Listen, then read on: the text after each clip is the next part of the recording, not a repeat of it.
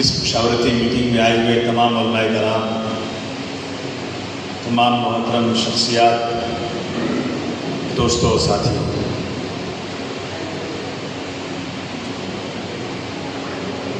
उन्नीस सौ सैंतालीस में जब ये मुल्क आज़ाद हुआ तो मुसलमानों के पास पाकिस्तान जाने का दरवाज़ा खुला था। मुसलमान अपने सारे सामान को गठियाँ बांध कर पाकिस्तान की तरफ रवाना थे। पाकिस्तान से गैर मुस्लिम हिंदुस्तान आ रहे थे और यहाँ के मुसलमान अपने सरो सामान को लेकर पाकिस्तान की तरफ आ रहे थे। उस वक्त मौलाना अबुल कलाम आज़ाद साहब ने कहा था मुसलमानों से, तुम हिजरत के नाम पर अपना मुल्क छोड़कर मत जाओ, तुम हिजरत के नाम पर अपना मुल्क छोड़कर मत जाओ, तुम्हें कसम है तेरे खुदा की, तेरे नबी की, तुम रुक जाओ। देख कर हिजरत आसमान और धरती थर्राई थी, आओ देखो कुतुब मीनार की आंखें भी भर आई थी। दिल से खौफ कहाँ से आया तुम्हें, शहादत याद नहीं, आओ मेरे साथ रहो, तुम्हें हक देंगे कोई खैरात नहीं। काले बादल छट जाएंगे, सूरज तुम्हें पुकारेगा, वादा है फिर से मुस्तकबिल हिंदुस्तान तुम्हारा है। हिंदुस्तान रुक गया, मुसलमान रुक गया, उसे वादा किया गया था कि तुम्हें इस मुल्क में इंसाफ मिलेगा। बहुत सारी तकरीरें हुई, मैं उसे दोहराना नहीं चाहता, वक्त बहुत गया। लेकिन इसी मुल्क में जहाँ इंसाफ की बात हुई थी, आज़ादी के फ़ौरन बाद बाबरी मस्जिद में मूर्ति रख करके हमारे साथ नाइंसाफ़ी शुरू की गई और उसी बाबरी मस्जिद को मिसमार करके वहाँ मंदिर बना दी गई। कानून बना जो सबके लिए बराबर होगा। चीफ जस्टिस साहब कहते हैं कि मंदिर तोड़ के मस्जिद बनाई गई, इसका कोई सबूत नहीं है। कहते हैं कि 1949 की रात में मस्जिद में मूर्ति रामलला प्रकट हो गई, इसका कोई सबूत नहीं है। मस्जिद में कुछ लोगों ने लाकर जबरदस्ती मूर्ति रख दिया, ये क्रिमिनल एक्टिविटी थी, ये गुंडा कर दी। आगे लिखते हैं 6 दिसंबर 1992 को मादरी मस्जिद की शहादत भी एक क्रिमिनल एक्टिविटी थी। मुल्क में कानून है, एक तरफ 1000 लोग झूठे, एक तरफ एक सच्चा इंसान हो, तो झूठे के खिलाफ और सच्चे के फेवर में फैसला होगा, ये हमारा कानून कहता है। मगर जज साहब भी कहते हैं नहीं, आस्था मेजॉरिटी की है, अक्सरियत के लोग चाहते हैं वहाँ मंदिर बने, इसलिए वहाँ मंदिर बनेगी।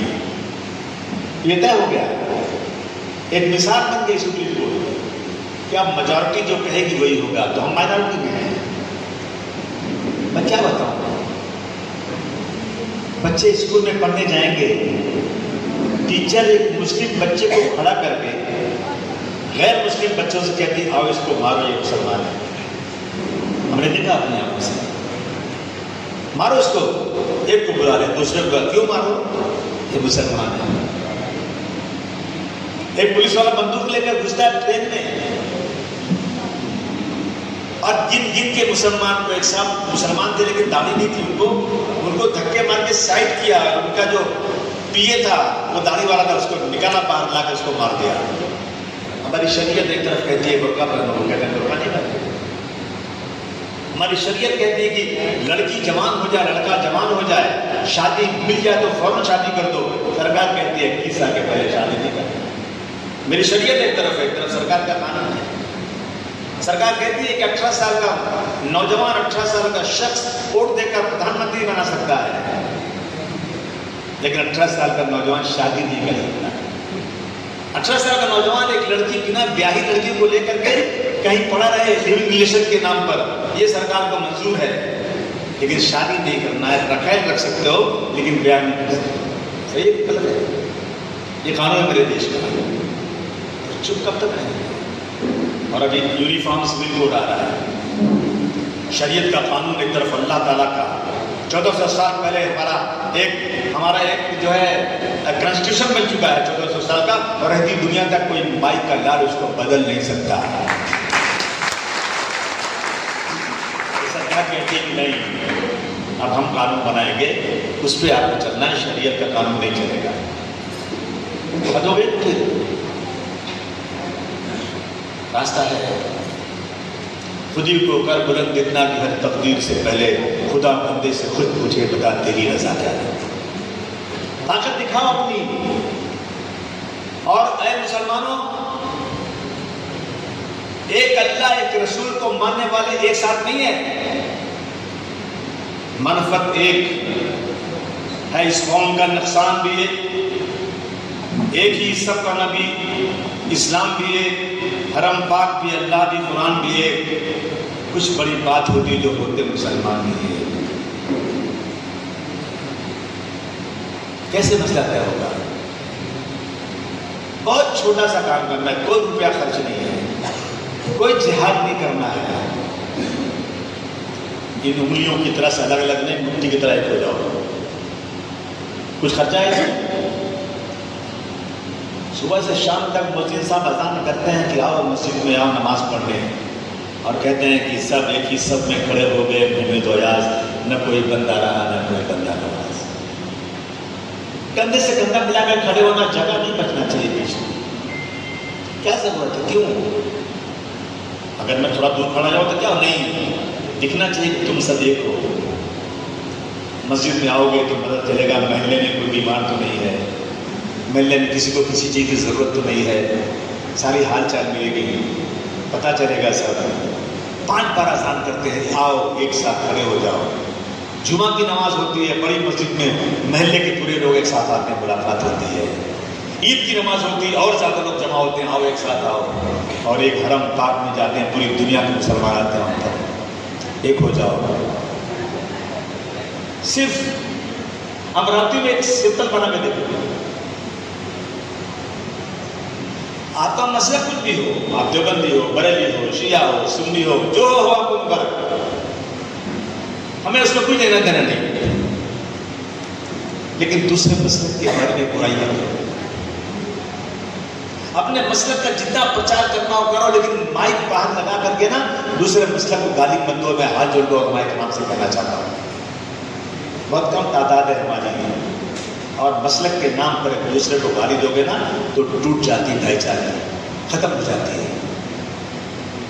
सिर्फ एक हो जाओ, इंशाअल्लाह इसका है।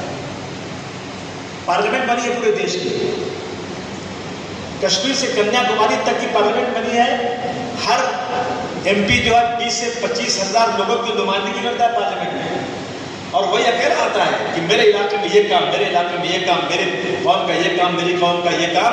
बैठ के चर्चा होती है पार्लियामेंट के अंदर, और उसके बाद मेजॉरिटी जो कहती है ना वो कानून बन जाता है। ये तो है ना। अमरावती के लोग जमा हो जाओ एक साथ, समझाओ सबको। वोट तुम्हारा इतना लाख सवा लाख, मालिक कौन उसका? मौलाना साहब कहते हैं कि मैं 1.25 लाख वोट का मालिक हूँ, दूसरा कहता है अरे ये मौलाना क्या बोलूँ तो मैं मालिक हूँ, तीसरा क्या कहता है मौलाना साहब तो पैसा खाता है, इससे थोड़ी मैं मालिक हूँ, चौथा जाकर कहता है कि नहीं भाई साहब मुझे थोड़ा पैसा दे दो मैं वोट दिला दूंगा। एक से अपनी कौम के लोग जाकर वोटों का सौदा कर गए, और कसम खा कर बोलता हूँ, मेरी कौम के कुछ लोग जाते हैं फिरका परस्तों की पार्टी में, कहते हैं थोड़ा सा पैसा दे दो, मैं एक मंच लगाऊंगा और इतना वोट दे दूंगा कि वोट कट जाएगा, तुम चुनकर आ जाओगे। और हारने के बाद जो है ना तालियां बजाते हैं कि देखो मैंने इसको हरा दिया। होता है कि नहीं होता है? मानते कि नहीं मानते इस बात को? हराबी को नेता बनना है, सबको वोट लेना है, कोई 200 ले रहा है, कोई 500 ले रहा है, कोई 1000 ले रहा है। उत्तर प्रदेश में समाजवादी पार्टी इलेक्शन लड़ रही थी, फिरका परस्ती उरूज पर थी, 3 करोड़ वोट समाजवादी पार्टी ने लिया, 3.5 लाख वोट से समाजवादी पार्टी हार गई। कितने वोट से? 3.5 लाख वोट से। 3 करोड़ के बाद 3.5 लाख और वोट आता ना, ये फिरका परस्तों के ताबूत में आखिरी तीर होती है। मैं सियासत की बात नहीं करना चाहता, लेकिन सियासत तय करती है। मैं एक बात बता दूं आपको, मौलाना अली मियां नदवी का कौल है, आप मौलाना आप जानते होंगे, उन्होंने कहा था कि पूरे मुल्क का मुसलमान 5 वक्त का जमात से नमाजी बन जाए। पूरे मुल्क का एक से लेकर जेड तक जितने मुसलमान हैं सब नमाजी बन जाए जमात के साथ। पूरे मुल्क का मुसलमान, तमाम मुसलमान तहज्जुद गुजार बन जाए,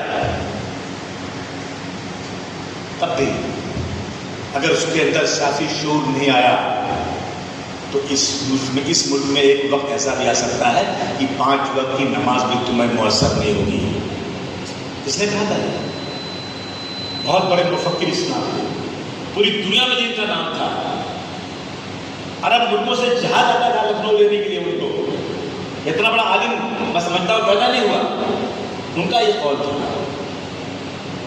और हम लोग एक तो बुलाए स्टेज पे, दूसरा नाराज। कौम के लोग सबसे पीछे बैठना सीखो,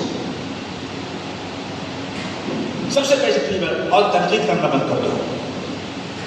जो बात पसंद नहीं है ना, जाकर कान में कह दो कि मौलाना साहब या भाई साहब या जो भी है लीडर हैं, मुझे ये बात आपकी अच्छी नहीं लगती, मैं आपको ये इस्लाह करना चाहता हूँ, लेकिन माइक पर आकर कौम के लोगों के बारे में तनकीदें बंद कर दो, हाथ जोड़कर कहना चाहता हूँ। बर्बादी हो रही है हमारे, हमारे बच्चों को बुलाकर मारा जा रहा है। मदरसे जो मुल्क से मोहब्बत करने का सबक देते हैं, उन मदरसों को आतंकवादी का अड्डा कहा जा रहा है। अब तक बर्दाश्त करेंगे? कितना बर्दाश्त करेंगे? ताकत बनाओ। मैं ताकत कोई ऐसी नहीं बनाना चाहता हूं कि जो मुल्क के खिलाफ हो। मैं हिंदू भाइयों से, मुझे खुशी नहीं है, सुन लीजिए, आप भी सुन लीजिए। हम 12% हैं, हमारे हिंदू भाई, हमारे भाई हैं, उनके लिए अपनी जान देने को तैयार हैं। वो क्यों नहीं बाहर निकलते सरकार के खिलाफ? वो क्यों नहीं निकलते? समझिए आप अपने ग्रुप कि ये मुल्क में हम हिंदू और मुसलमान एकता के प्रचारक हैं। हम गंगा जमनी तहजीब इस मुल्क के चाहते हैं। हिंदू और मुसलमान इस मुल्क में भाई भाई की तरह से सदियों से रहता है। ये फिरका परस्त लोग, तुम लोग कहां से आ गए हमको बांटने के लिए? हम आपकी मुखालफत करते हैं, उसमें है कि मुसलमान नहीं जाए, सब हिंदू जाए। देखो क्या मसला बनता है। हम माइक में तो कहते हैं भाई साहब, लेकिन हम जमा होकर के सरकार के खिलाफ, हम तमाम हिंदू एक बार जाकर ये बात नहीं कहते। कहना चाहिए, निकलना चाहिए, निकलना चाहिए बात। इसलिए हम आपसे कहना चाहते हैं, आज एक हो जाएं तो बन सकते हैं खुर्शीद मुबीन, वरना बिखरी हुई तारों से क्या बात है। गुजारिश करना चाहता हूँ सबसे, अपना नाम होटल लिस्ट में चेक करो, होटल लिस्ट में नाम चेक करो। ये मत इस चक्कर में मत रहो कि मेरा नाम है। तुम्हारा नाम उड़ा भी दिया गया होगा या उड़ाया जा सकता भी है।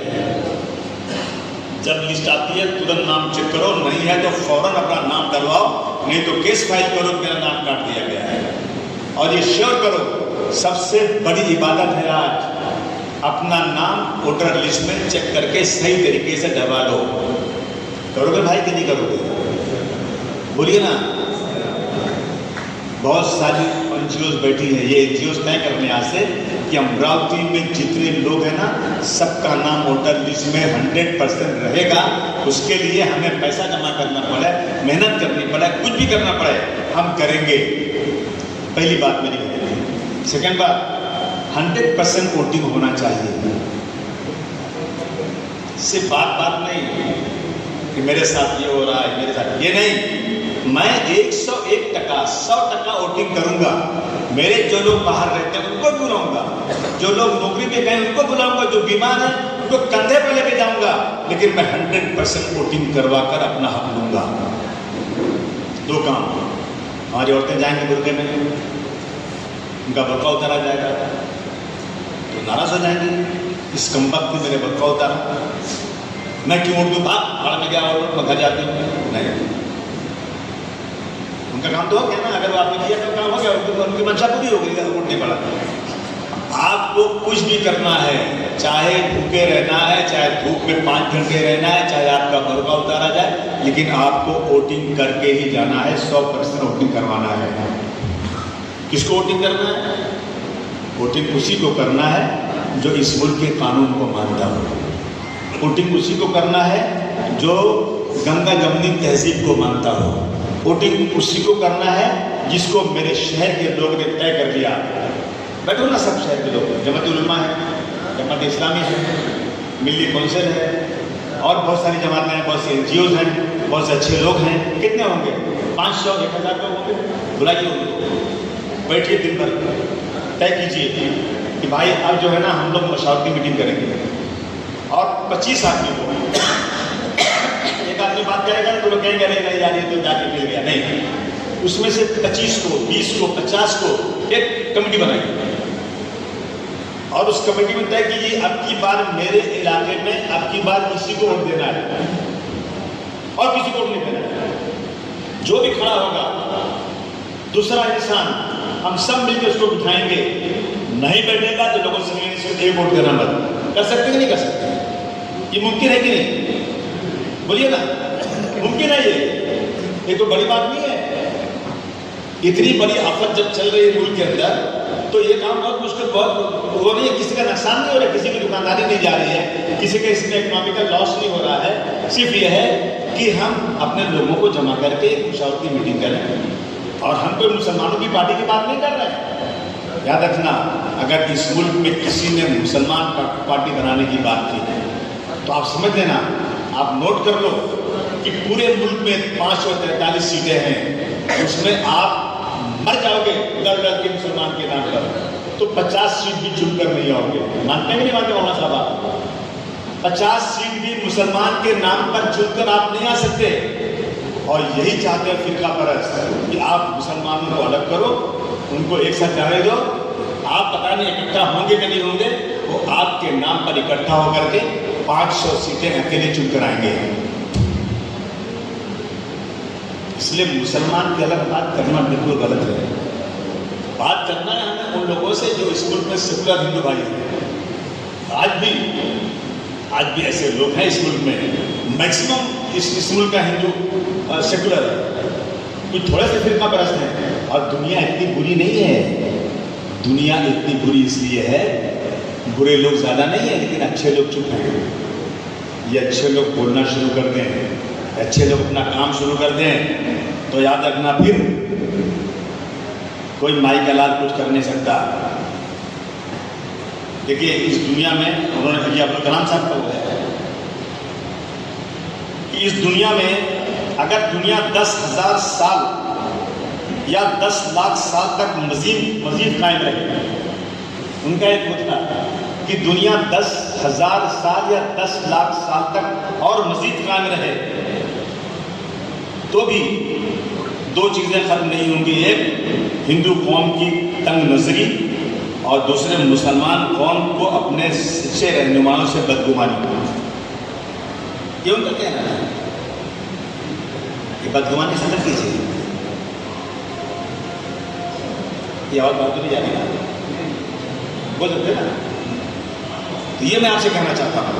अच्छा आप बताइए, मैं तो आपसे राय बात करना चाहता हूँ, अगर आप सब लोगों ने मिलकर, अमरावती के लोगों ने मीटिंग कर लिया और एक बार सारी जमातों को, छोटी बड़ी सबको बुला कर बात कर लिया और अपनी तकलीफें बयान कर दिया, आपने ये इस मुल्क में हो रहा है, इस मुल्क से में हमें इंसाफ मिले, हमें अपनी ताकत दिखाना है, तो हम एक कमेटी बनाते हैं, सबसे राय बात करेंगे, उसके बाद हम लोग उसमें से चुनेंगे 50 लोगों को, 100 लोगों को, उनकी एक अलग दल बनाएंगे और हम लोग तय करेंगे कि क्या करना है, और जिसको वोट देना है ना उसको बुलाएंगे और अपना चार्टर डिमांड देंगे, उससे हम अफिडेविट लेंगे, हलफनामा, कि तुम चुन कर आओगे ना तो तुमको इस इलाके में ये काम करना है, और तुम अग्री होगे ना तो मैं तुमको वोट दिला सकता हूँ, और जो कहेगा ना वोट दिला सकता हूँ उसको इतनी इज्जत दो कि उसके बोलने पर पूरा अमरावती का वोट एक साथ पड़ जाए, खुदा की कसम धूम मच जाएगी और आपके वोटों की बहुत बड़ी अहमियत हो जाएगी।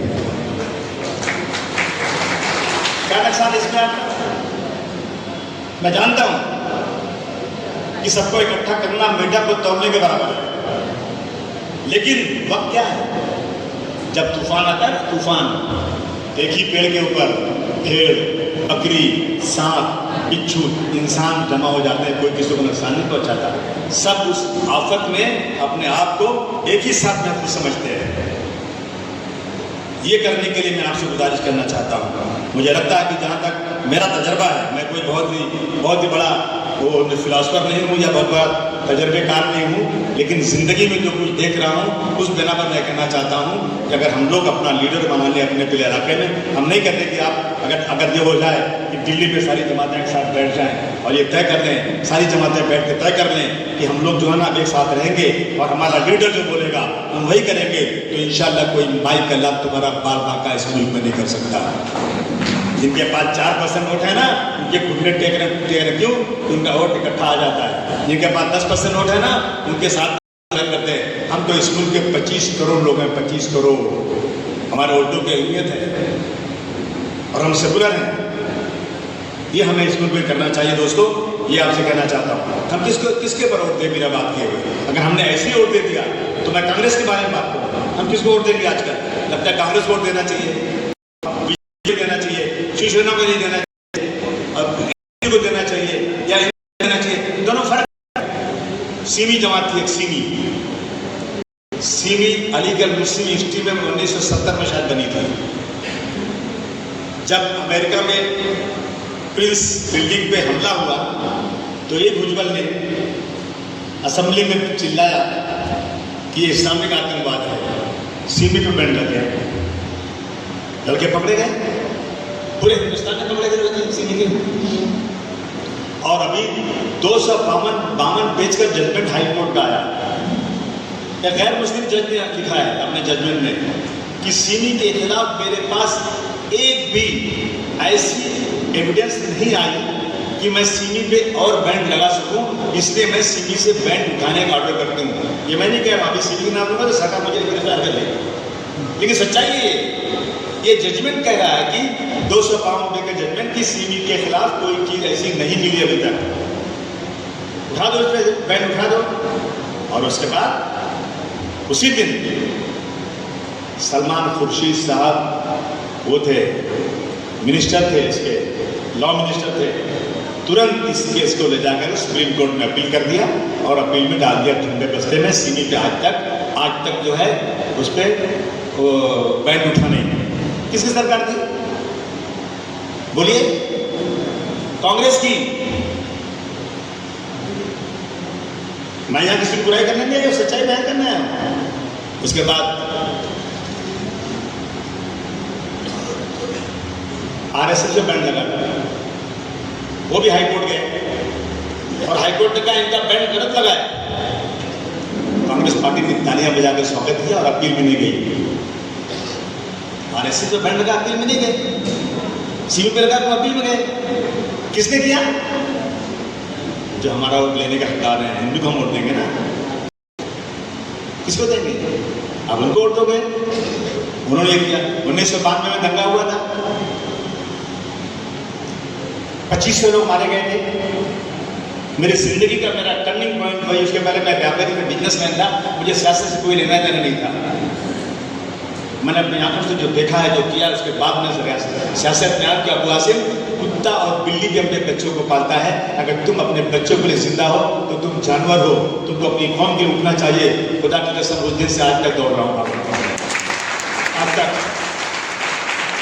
पैर खराब है, लग रहा हूँ, पूरा घास खिलाफ है, मेरे बाल बच्चे भी खिलाफ है, मेरी बीवी की लड़ाई करने नहीं आ सकते, लेकिन मैं जाऊंगा। और मुझे अगर मंत्रालय की होता ना तो मैं तलवे चाट के कब मंत्री बन गया होता। मुझे कांग्रेस वालों ने चैलेंज किया कि वो आज भाषण करते हो ना, इलेक्शन लड़ो, मालूम पड़ेगा। मैंने कहा लड़ जाता हूँ, तो मैंने उनके चैलेंज में 2 जगह से फॉर्म कर दिया और मुझे मुंबई और भिवंडी के दोनों जगह से चुन के दे दिया लोगों ने। मैं 2 जगह से एक साथ निकल गया और मेरे साथी जो थे मेरा साथ छोड़ के चले गए क्योंकि उनको मंत्री बनना था। कंधे पे हाथ रख के शरद पवार ने बुला लिया, एक तरफ विलास राव ने बुला लिया, चले गए, लेकिन कोई माई का लाल अबू आसिम को खरीदने वाला पैदा नहीं हुआ है। मेरे पैरों में छाले पड़ जाएं, मेरे पैर लहूलुहान हो जाएं, लेकिन मैं वसूल पे चलने वाला हूं, बिकने वाला इंसान नहीं हूं, झुकने वाला इंसान नहीं। इसलिए आज आपके पास चल गए, जाऊंगा, कोशिश करूंगा। इस मुल्क में भाईचारगी को पैदा करना है, इस मुल्क से फिरका परस्ती को खत्म करना है, इसलिए हमें ये करना है। आज भी कितने सारे लोग जेल की सलाह को नीचे पड़े, 20-20 साल से आपके आ जाएगा, क्या करोगे? कितनी कोशिश कर रहे हो? अभी एक टुंडा क्या नाम उसका छूट कर आया, कितने साल के बाद? भाई 20-22-25 साल के बाद छूट कर आया। कौन देगा उसकी जिंदगी? एक मौलाना थे वहां के, गुजरात के अहमदाबाद के, निचली अदालत ने कहा कि फांसी की सजा, हाई कोर्ट ने कहा फांसी की सजा, 12 साल के बाद सुप्रीम कोर्ट पहुंचे, कहा इस मौलाना को जबरदस्ती पकड़ा गया, इनको बेगुनाह बाइज्जत बरी कर दिया जाए। क्या है इस मुल्क के अंदर? ये इंसाफ है? हमें गद्दा कहा जाता है। मैंने कहा उस दिन इंकलाब जिंदाबाद का नारा देने वाले का नाम था हसरत मोहन, मुसलमान थे, मालूम है तुमको? इंकलाब जिंदाबाद आज चिल्लाते हो ना, ये नारा देने वाले का नाम मुसलमान था। भारत छोड़ो क्विट इंडिया मूवमेंट चलाने वाले का नाम था यूसुफ बहरली। ये मुसलमानों ने किया नाम, जो तलवे चाहते थे ना उन्होंने नहीं किया है। जय हिंद बोलते ना पुलिस वाला, जय हिंद, सारे लोग सरकारी जय हिंद, ये नारा देने वाला का नाम था आबिद अली साफरानी। ये मुसलमान, सब मुसलमानों ने काम किया। कहते भारत माता की जय नहीं बोलते मुसलमान। मादरे वतन जिंदाबाद का नारा देने वाला कौन था? अजीमुल्लाह खान 1857 में भारत माता की जय बोलने वाला था, जिसको उर्दू में कहते हैं मादरे वतन जिंदाबाद। अभी मुझसे पूछता है प्रेस वाला कि मुसलमान कहते हैं कि मैं भारत माता की जय नहीं बोलूंगा। मतलब तो ले कलम लिख, मादरे वतन जिंदाबाद का हिंदी में ट्रांसलेशन क्या होता है? क्या मतलब इसका है? अब तुम हम मूर्ति बना के पूजा करने बोलोगे तो हम पूजा नहीं करेंगे। हम एक अल्लाह के सामने सर झुकाते हैं। की तमन्ना अब हमारे दिल में है, इतना बाजुए कातिल में है। ये लिखने वाले का नाम था बिस्मिल अजीम आबादी। जिसको नहीं मालूम है लिख लो इस बात को। दोस्तों, सारे जहां सच्चा दोस्त हमारा, हम बुलबुले हैं उसके ये गुलसिता हमारा। लिखने वाले का नाम था अल्लामा इकबाल। लेकिन आज अगर अल्लामा इकबाल होते तो ये नहीं लिखते, क्योंकि बुलबुल गायब हो गया है, नजर नहीं आता। अब उसकी आ गया उल्लू। अब लिखते ना कि बर्बाद करने को बस एक ही उल्लू काफी है, यहाँ हर शाख पे उल्लू बैठा है, अंजाम गुलिस्तान हुआ है। से दोस्तों मैं आपके पास चलकर आया है, बम्बई से चलकर आया। अभी कई जगह जाने वाला हूँ, कई जगह जाने का इरादा मेरा है। एक ही बात कहूँगा कि अब फकर शोर मचाने से कुछ नहीं होगा। अब फकर शोर मचाने से कुछ नहीं होगा, सिर्फ होठों को हिलाने से कुछ नहीं होगा। जिंदगी के लिए बेमौत मरते क्यों हो, और अहले ईमान हो तो शैतान से डरते क्यों हो। अहले ईमान हो तो शैतान से डरते क्यों हो। तुम भी महफूज कहाँ अपने ठिकाने पे हो, बाद इखलाक तुम ही लोग निशाने पे हो। सारे गम सारे गिले सारे शिकवे उठा कर भुला के उठो। सारे गम सारे शिकवे सारे गिले भुला के उठो। दुश्मनी जो भी आपस में भुला के उठो। याद रखो, अब अगर एक न हो पाए तो मिट जाओगे, तुम भी खुश पत्तों की तरह बिखर जाओगे। यही एक पैगाम, यही एक गुजारिश लेकर आपको आपका छोटा सा खादिम मुंबई से चलकर आपसे आया है, जिन्होंने स्कूल को आज़ाद कराया। करें हम ही को कातिल कहे कि दुनिया हमारा ही कत्लेआम होगा। हम ही को कातिल कहे कि दुनिया हमारा ही कत्लेआम होगा। हम ही कुएं खोदते फिरेंगे और पानी हम ही पे हराम होगा।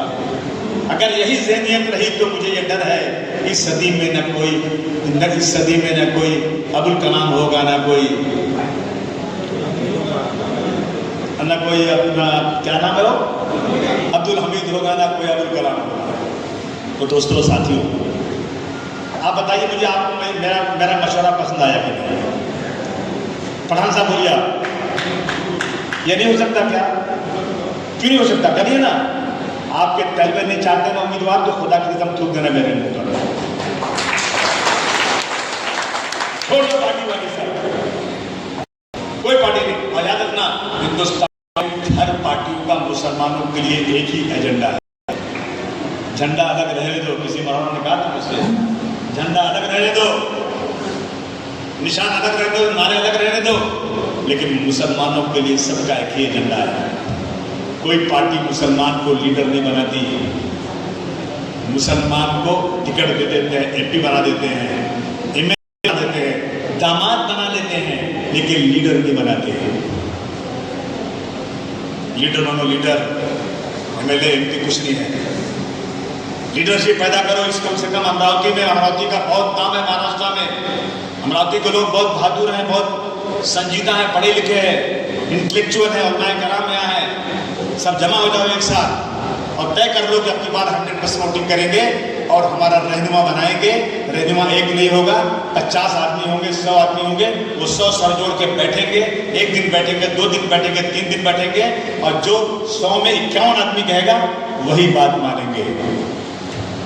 काम हो जाएगा इंशाल्लाह। होगा कि नहीं होगा? मुझे हाथ उठा के बोलिए मेरी बात सही है कि गलत है? मौलाना मेरी बात सही है कि नहीं सही है? और क्या हाल है आपके पास? अपने काबे की खुद हिफाजत करनी होगी। अब दिलों का लश्कर नहीं आने वाला।